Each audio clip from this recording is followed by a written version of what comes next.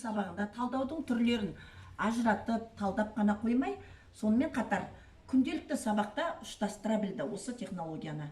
Мысалы, кеше ғана өткен қазақ тілі пәнінен синтаксис әлеміне саяхат тақырыбын өткенде оқушылар топпен осы талдаудың әр түрін ала отырып, синтаксистік талдауды талдап және өз ой толғауларын толғады. Сатылай кешендік талдау технологиясы күнделікті сабақ барысында біз қолдана бермекпіз. Осы орайда мен қасымда отырған, бірге жұмыс істеп жүрген осы сатылай кешендік талдау технологиясының авторы, енді бұл кісі туралы сіздер барлықтарыңыз айтып жатсыздар барлықтарын. Әрине, мен өзім 2-ші жыл жұмыс істеп жатырмын. Нұрша Алжанбайқызына көп алғысымды білдіремін. Осы кісінің көп көмегі тиді. Біз әрине аз уақыт ішінде осындай жетістікке жетуімнің бірден бір себебі осы Нұрша апай болды.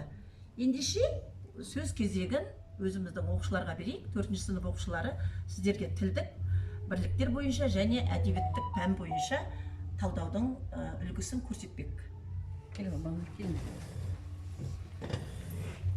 Себебі буындар дауыссыз дыбыстардан басталып, дауысты дыбыстарға аяқталып тұр. Лық бұны бүте бұл неге? Себебі буын дауыссыз дыбыстан басталып, дауыссыз дыбысқа аяқталып тұр.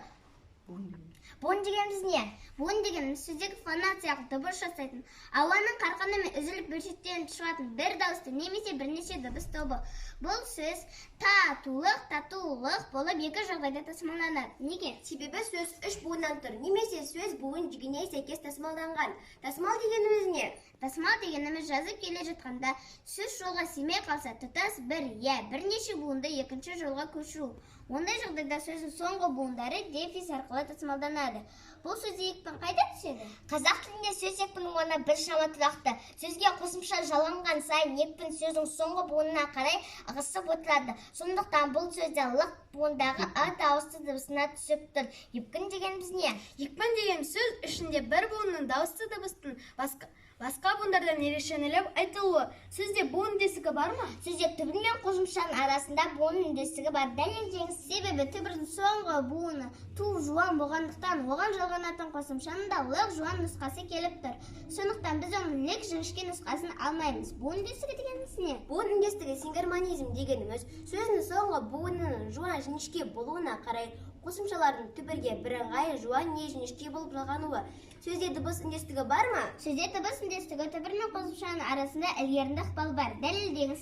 Себебі сөздің соңғы буыны дыбысы дауысты болғандықтан өзіне жалғанатын қосымшаның да алғашқы дыбысы л үндіден басталуын талап етіп тұр. Сондықтан біз оның ұяңнан басталатын тық, қатаңнан басталатын тық нұсқасын алмаймыз. Дыбыс үндестігі дегеніміз не? Дыбыс үндестігі ассимиляция дегеніміз түбір мен қосымшаның жігіндегі сөз бен сөздің арасындағы дауысты және дауыссыз дыбыстардың көршілес дауыссыз дыбыстардың ілгерінді кейінді ықпал етіп өзгеруі.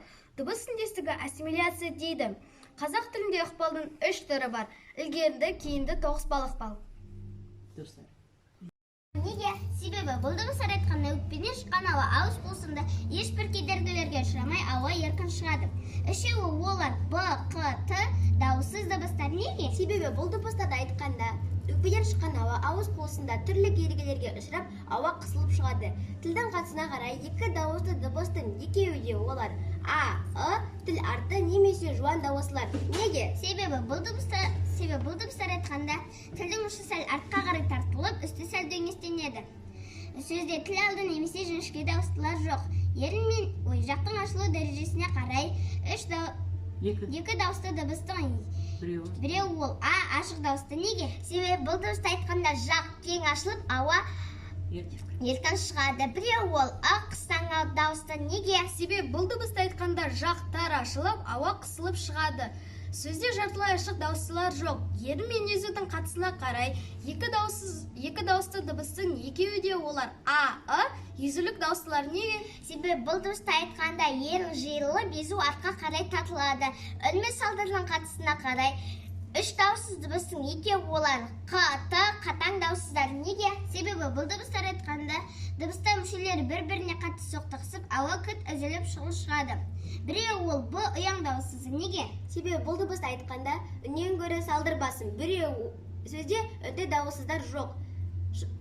Жасалу орын мен дыбыстай мүшелерінің қатысына айтылу жасалу тәсіліне қарай үш дауыссыз дыбыстың үшеуі де олар Б, Қ, Т шұғыл дауыссызы неге? Себебі бұл дыбыстар айтқанда дыбыстай мүшелер бір-біріне қатты соқтығысып, ауа күрт үзіліп шұғыл шығады.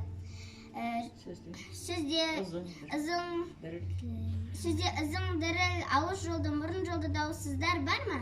Сөзде діліл, ызың, ауыз жолды, мұрын жолды дауыссыздар жоқ. Жасалу орны мен дыбыстау мүшелерінің қатысына қарай қандай дауыссыздар? Жасалу орны мен дыбыстау мүшелерінің қатысына қарай үш дауыссыз дыбыстың біреуі ол Б, ерін дауыссызы, біреуі ол Қ, тіл арты дауыссызы, біреуі ол Т, тіл мен тіс дауыссызы.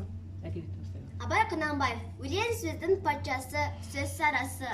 Өлең сөздің патшасы, сөз сарасы. Қиыннан қиыстырар ер данасы.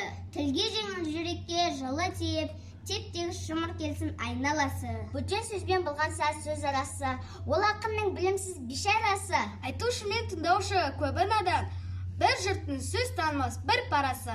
Әуелі аят хадис сөздің басы, қосарыла бәйт самал келді арасы.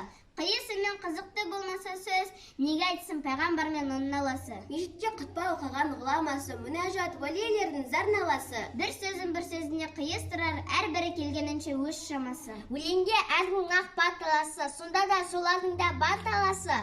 Іші алтын, сырты күміс, сөз жақсысын, қазақтың келестіре қай баласы. Авторы Абай Құнанбаев. Белгілі қазақ ақыны, ағартушы, ойшылы, аудармашы, сазгер 1845 жылы 10 тамызда Шыңғыстаудағы Тобықты руында дүниеге келген. Әкесі Құнанбай Өскенбайұлы. Тобықты руының басшысы Аға Сұлтаны болған адам. Бала Абайды парасатты да талантты, анасы Ұлжан мен әжесі Зере тәрбиелеген.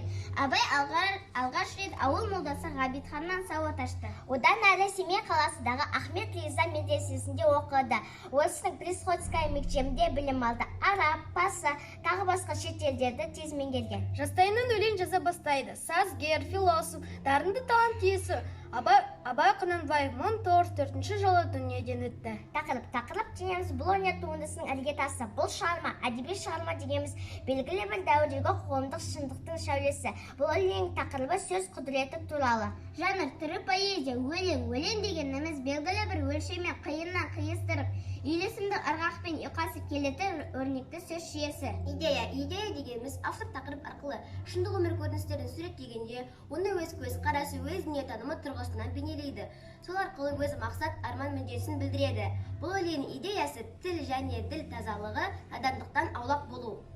Шумақ дегеніміз аяқталған синтаксистік бір топтың сөзді білдіреді. Бұл өлең 5 шумақты. Тармақ дегеніміз өлеңнің әр жолы. Бұл өлең 20 тармақты. Бунақ дегеніміз өлең жолдарында белгілі бір дауыс ырғағымен бөлінуі. Бұл өлең 3 бунақты. Өлең сөздің патшасы, сөз сарасы. Буын саны өлең жолдарындағы дауысты дыбыстарға байланысты. Бұл өлең 11 буынды.